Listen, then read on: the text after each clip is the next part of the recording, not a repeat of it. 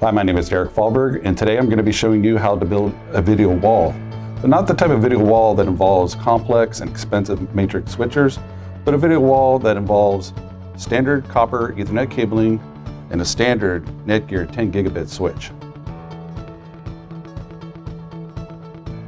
So the technology we're going to be using today is what's called SDVoE, Software Defined Video over Ethernet.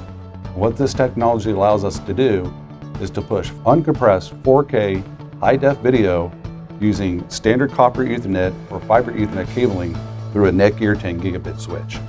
First, you're going to need video sources. And in this case, I'm using a simple MyBox device. It's an Android appliance that allows me to push video to my encoders. Next, you're going to need your encoders, and then you're going to need your decoders, and then finally, your video displays. So how does everything interconnect? Well, first we're going to take HDMI and connect our video source to the encoder. And then we're going to use our standard copper Ethernet cabling to go from the encoder to the switch. And then copper Ethernet cabling from the switch to the decoder. And then finally, HDMI going from the decoder to the displays.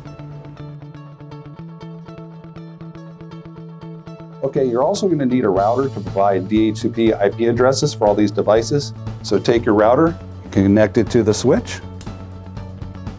And then the other piece is the ZV management platform. You want to connect it to the router. And then finally, connect your laptop to the router. Okay, so in order to configure the video wall, you need to configure the ZV Maestro management platform. And you need to know the IP address.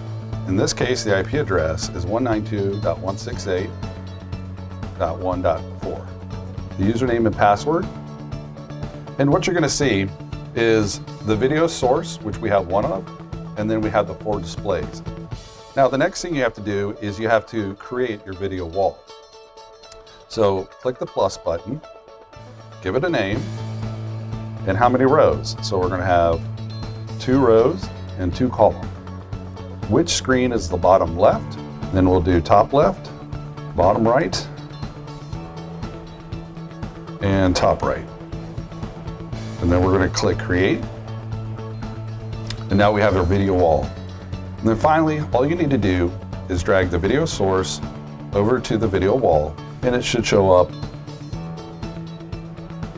like that.